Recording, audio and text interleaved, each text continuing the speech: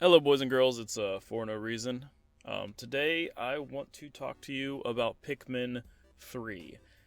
In case you were unaware, Pikmin 3 was most recently announced that it's going to be ported. A new advanced version is going to be brought over to the Nintendo Switch with new features, new levels, new prologue, all this great stuff. So, for those of us who never got a chance to play it on the Wii U, are finally going to get a chance to play it on the Switch with some extra features to kind of try to justify the $60 price tag. We've been seeing this a lot, where a lot of older Wii U games get brought over to the Switch, and some of those games were less expensive, $20 to $40, but now they're getting the $60 price tag put on them, and a lot of people are upset by that aspect, which I get. Nintendo's trying to recoup some of the money that it took to develop these games, which didn't sell well because they were on the Wii U. Because I don't know about you, I did not buy a Wii U. I had a Wii, I had a 3DS. I never took the jump into the Wii U because, like most people, I didn't see very many games that I could justify the purchasing a whole new system for. Anyway, moving forward, and also if you didn't know, more or less day and date at the exact time that they announced Pikmin 3 was coming to the Switch, it was unceremoniously delisted from the Wii U eShop. And a lot of discussion has been made from that. A lot of people were upset, angry at Nintendo about it, not understanding, confused, and just saw it as a bad move, a bad business decision, a really yucky, underhanded kind of move. And I wanted to talk about that. Is it yucky? Is it anti-consumerism? Is it a crime against humanity that they took Pikmin 3 off of the Wii U eShop? And my answer to that is not really. It's not a bad decision. It makes sense in a way, and I'm going to try to explain that. And for me, it's a decision that's based on, it's a business decision. And I don't think that Nintendo is doing it to get at their customers, to squeeze them for every penny. It's like, we made this announcement, now you're not able to go back and get it at a cheaper value. I don't think there might be some of that, but I don't think it's the primary cause. I think a lot of it has to do with brand value.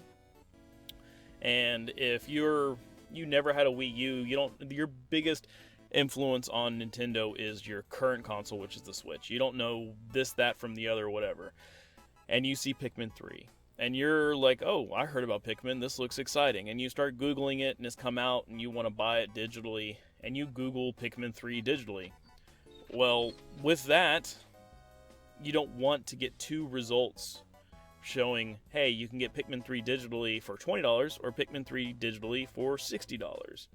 I'm talking about some of the, people who aren't as knowledgeable of games or the gaming culture or pricing or anything like that. It can be confusing to some people. It also can devalue the brand on the aspect of like, oh, I see this $20 game and now they're charging $60 for it. It doesn't get across. All you see is price tags. It doesn't get across that new Pikmin game has more. It has new levels. It has new features. It has this, that, and the other. All people will see is, I can get a $20 version or I can get a $60 version.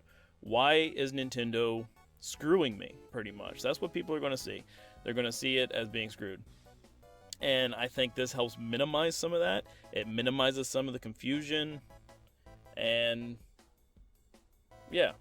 So it's more consumer friendly. I know it doesn't seem that way. But you also have to put this into the equation. The majority of people who have a Wii U is very small, number one. Number two, if you have a Wii U and you wanted to play Pikmin 3, you probably already got it digitally if you were going to get it digitally. You can still get the physical copy, and there's enough differences from a physical copy Wii U box to a physical copy Switch box where it shouldn't confuse people as readily. It's like, oh, obviously that's a different system. So, yeah, most people interested in buying this game either already played it on the Wii U and already downloaded it. My biggest problem is, if you can't re-download it on the Wii U after purchasing it, that's a foul. That's bad news bears, and if they're doing that, no, that would be my biggest gripe with it. But them taking it off, that's I can't say that that's like the worst thing that Nintendo's ever done. I don't even see it as a minor thing that they have done. So yes, that's my 2 cents on the aspect. It's a business decision. It's a business decision. It makes more sense to take it down to quell confusion and to quell new customers being angry, because the majority of people will not even know that a Wii U version exists. All they will have is their Switch, and if they Google information, all they're going to see, when it comes out, if it's still out there on the Wii U, all they're going to see is 2 different prices for the digital copies, and they might get confused and angry.